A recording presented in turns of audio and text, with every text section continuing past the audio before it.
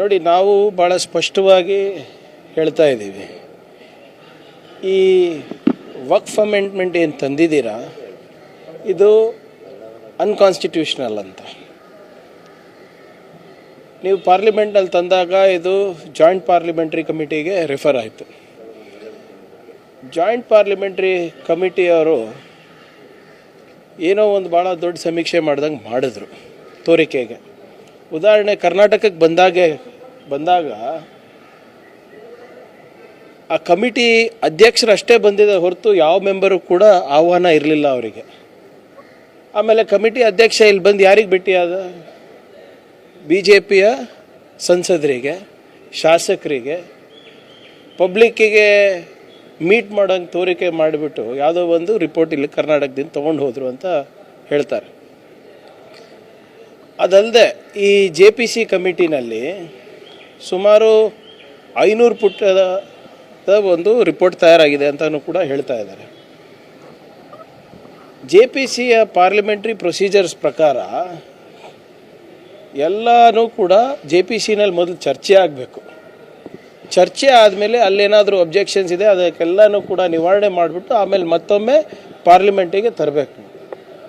ನೀವು ಅಲ್ಲಿ JPCನಲ್ಲಿ ಯಾವುದೇ ಕ್ಲಾಸ್ ಬೈ ಕ್ಲಾಸ್ ವೆರಿಫಿಕೇಷನ್ ಕೊಡಲಾರ್ದೆ, JPC ಮೆಂಬರ್ಸಿಗೆ ಅವಕಾಶವನ್ನು ನೀಡಲಾರ್ದೆ, ಯಾವುದೇ ರೀತಿಯಾದಂಥ ಪಬ್ಲಿಕ್ ಕನ್ಸಲ್ಟೇಷನ್ ಇರಲಾರ್ದೆ ನೀವು RSS ಅವರ ಮನವೊಲಿಕೆಗೋಸ್ಕರ ನಿಮ್ಮ ಆರ್ಥಿಕ ನೀತಿಗಳಿಂದ ಏನು ಇವತ್ತು ಜನರು ಕಂಗಾಲಾಗಿದ್ದಾರೆ ಅದನ್ನು ಮುಚ್ಚಾಕ್ಲಿಕ್ಕೋಸ್ಕರ ನಮ್ಮ ಎಲೆಕ್ಷನ್ ಕಮಿಷನ್ನಲ್ಲಿ ಏನು ನ್ಯೂನತೆಗಳಿವೆ ಅದ್ರ ಬಗ್ಗೆ ನಾವು ಚರ್ಚೆ ಮಾಡ್ತೀವಿ ಅಂತ ನಾವು ಕೇಳಿದಾಗ ಇದನ್ನು ತಂದು ಕೋಲಾಹಲ ಸೃಷ್ಟಿ ಮಾಡ್ತಾ ಇದ್ದಾರೆ. ನಾವು ಕೇಳ್ತಾ ಇರೋದು as per constitution, as per law ಏನಿದೆ ತಗೊಂಡು ಬನ್ನಿ, ಚರ್ಚೆ ಮಾಡೋಣ, ಡಿಬೇಟ್ ಮಾಡೋಣ. ಆದರೆ ಎಲ್ಲ ನಿಯಮಗಳನ್ನು ಗಾಳಿಗೆ ತೂರಿ ಇವತ್ತು ಒಂದು ದೇಶದಲ್ಲಿ ಕೋಮದ ವಿಷ ಬೀಜವನ್ನು ಬಿತ್ತಲಿಕ್ಕೆ ಇವತ್ತು ನೀವು ಹೊಡ್ತಾ ಇರೋದು ಸರಿಯಲ್ಲ ಅಂತ ನಮ್ಮ ವಾದ ಇದೆ. ಏನಿದೆ ಇವಾಗ ಡಿಬೇಟಿಗೆ we have agreed for a debate ಅಲ್ಲ, ನಾವು ಎಳೆಯಾಗಿ ಬಿಚ್ಚಿಡ್ತೀವಿ ಯಾವ ರೀತಿ ಇವ್ರು ಮಾಡ್ತಾ ಇರೋದು, ಹೇಗೆ ಮಾಡ್ತಾ ಇದ್ದಾರೆ ಅಂತ. ಆದರೆ ಟೈಮಿಂಗ್ ನೋಡಿ, ಎಲೆಕ್ಷನ್ನಲ್ಲಿ ನಡೆದಿರುವಂಥ ಫ್ರಾಡ್ ಬಗ್ಗೆ ನಾವು ಕೇಳಿದಾಗ ಇವ್ರು ತರ್ತಾರೆ. ದೇಶದ ಆರ್ಥಿಕ ನೀತಿಗಳು ಚರ್ಚೆ ಆಗಬೇಕು, ಶ್ರೀಸಾಮಾನ್ಯನ ಬಗ್ಗೆ ಚರ್ಚೆ ಆಗಬೇಕು ಅಂದರೆ ಈ ನೀತಿಗಳು ತರ್ತಾರೆ. ನಾವು ಚೈನಾ ಬಗ್ಗೆ ಮಾತಾಡಬೇಕು ಅಂದಾಗ ಇದು ನೀತಿಗಳು ತರ್ತಾರೆ.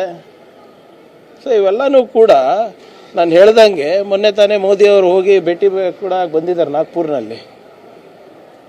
ಸೊ ಒಂದು ಕಡೆ ಸೌಗಾದೆ ಮೋದಿನೂ ಮಾಡಬೇಕು ಅಂತಾರೆ, ಇನ್ನೊಂದು ಕಡೆ ವಕ್ಫಿಗೆ ಇಂಥ ಬಿಲ್ಗಳು ತಂದು ಏನು ನಮ್ಮಲ್ಲಿ ಏನು ಐಕ್ಯತೆ ಇದೆ ಅದನ್ನು ಹೊಡಿಲಿಕ್ಕೂ ಪ್ರಯತ್ನ ಮಾಡ್ತಾ ಇದ್ದಾರೆ.